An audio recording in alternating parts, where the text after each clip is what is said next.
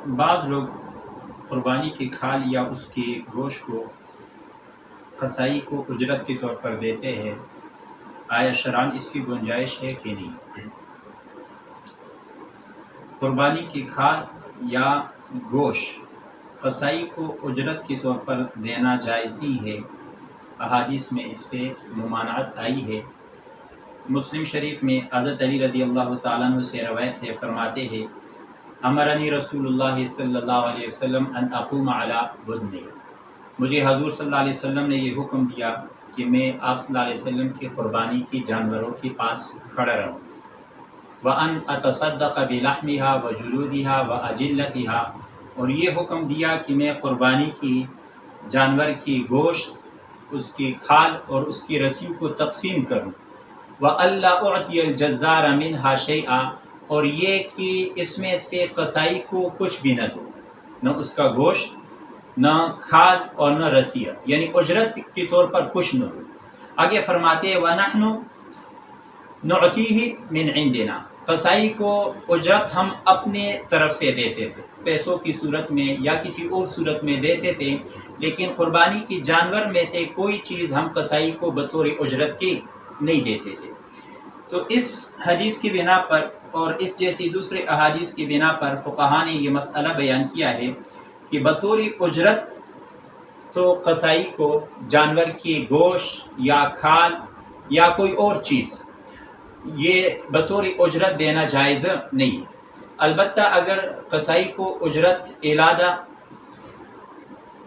سے پوری دی جائے اور پھر ساتھ گوشت یا قربانی کی کھال ویسی ہدیتاً دی جائے لیکن وہ اجرت کا حصہ نہ ہو تو اس کی اجازت، تو بطور اجرت دینا جائز نہیں ہے، نہ کھال، نہ گوشت، نہ قربانی کی جانور کی کوئی اور چیز۔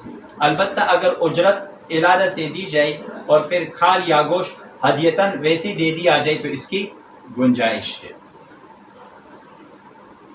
کیا قربانی کا گوشت مسلمان ہی کو دینا ضروری ہے یا غیر مسلم کو بھی دیا جا سکتا ہے؟ قربانی کا گوشت جس طرح مسلمان کو دینا جائز ہے اسی طرح غیر مسلم کو دینا بھی جائز ہے۔ قربانی کا گوشت غیر مسلم کو بھی دیا جا سکتا ہے، البتہ مسلمانوں کو دینا اور خاص طور پر غریب مسلمانوں کو دینا زیادہ بہتر ہے۔ مسلمانوں کو دینا زیادہ بہتر ہے لیکن غیر مسلموں کو دینا بھی جائز ہے۔ ہاں، اگر آپ کو یقین ہے کہ میں قربانی کا یہ گوشت اگر اس غیر مسلم کو دوں گا تو یہ اس کو کھائے گا نہیں، اس کو پھینک دے گا یا اس کی بے حرمتی کر دے گا، تو ایسی صورت میں غیر مسلم کو نہیں دینا چاہیے۔ اگر آپ کو یقین ہے کہ وہ اس کو نہیں کھائے گا، پھینک دے گا یا بے حرمتی کر دے گا تو پھر نہیں دینا چاہیے، ورنہ دے سکتے ہیں۔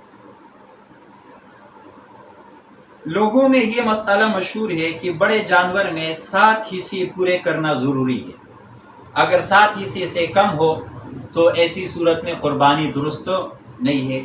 یعنی اگر بڑے جانور میں 6 بندے شریک ہیں اور وہ جانور کو 6 حصوں میں تقسیم کر رہے ہو، یا 5 بندے شریک اور وہ اس کو 5 حصوں میں تقسیم کر رہے ہو، 4 حصوں میں تقسیم کر رہے ہو، تو لوگوں میں یہ مشہور ہے کہ یہ جائز نہیں ہے۔ یہ مسئلہ کہاں تک درست ہے؟ بڑے جانور میں زیادہ سے زیادہ 7 حصے رکھے جا سکتے ہیں، اس سے زیادہ نہیں، لیکن کم کی کوئی تعداد نہیں۔ پورا جانور ایک بندہ بھی اپنی طرف سے ذبح کر سکتا ہے، اس میں 2 بندے بھی شریک ہو سکتے ہیں، 3 بھی شریک ہو سکتے ہیں، 4 بھی شریک ہو سکتے ہیں، 5 بھی اور 6 بھی۔ لیکن اس میں اس بات کا خیال رکھنا ضروری ہے کہ کسی شریک کا حصہ 7ویں حصے سے کم نہ ہو۔ اگر کسی شریک کا حصہ جانور کے 7ویں حصے سے کم ہے تو یہ صورت جائز نہیں ہے۔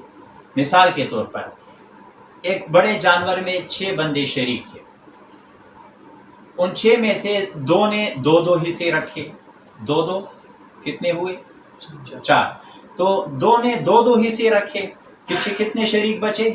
4 میں سے 2 نے ایک حصہ رکھا، 4 اور 2 6، ایک حصہ باقی رہ گیا اور 2 شریک باقی رہ گئی۔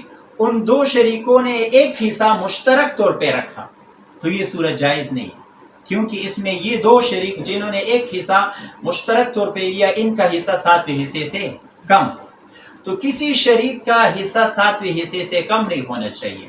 اگر تمام شریکوں کے حصے جو ہے وہ 7ویں حصے سے کم نہیں ہے، 7واں حصہ پورا ہے یا اس سے کچھ اوپر ہے تو یہ جائز۔ یہی صورت کہ 6 بندے ایک جانور میں شریک ہے، جانور ہے 60,000 کا، ہر شریک نے اس میں 10,000 روپے ڈالے تو یہ صورت جائز، کیونکہ اس میں کسی شریک کا حصہ 7ویں حصے سے کم نہیں ہے بلکہ اس سے کچھ اوپر ہے۔ تو بہرحال بڑے جانور میں 7 بندے بھی شریک ہو سکتے ہیں، 6 بھی شریک ہو سکتے ہیں، 5 بھی، 4 بھی، 3 بھی، 2 بھی، اور پورا جانور ایک بندہ بھی اپنی طرف سے ذبح کر سکتا ہے۔ جس طرح باقی دنوں میں اشراق کی نماز پڑھی جاتی ہے اور احادیث میں اس کی بڑی فضیلت آئی ہے، تو کیا یہ اشراق کی نماز عید الفطر اور عید الاضحیٰ کی دن بھی پڑھی جا سکتی ہے؟ اس کی اجازت ہے کہ نہیں؟ عید الفطر کا دن ہو یا عید الاضحیٰ کا دن ہو، جب فجر کا ٹائم داخل ہو جائے، نماز فجر کا ٹائم داخل ہو جائے، تو اس وقت سے لے کر عید کی نماز ادا ہونے تک کوئی بھی نفل نماز پڑھنا جائز نہیں۔ اشراق اور چاش سمیت کوئی بھی نفل نماز پڑھنا جائز نہیں، نہ گھر میں، نہ مسجد میں، اور نہ عیدگاہ میں، نہ مردوں کے لیے جائز ہے اور نہ خواتین کے لیے جائز ہے۔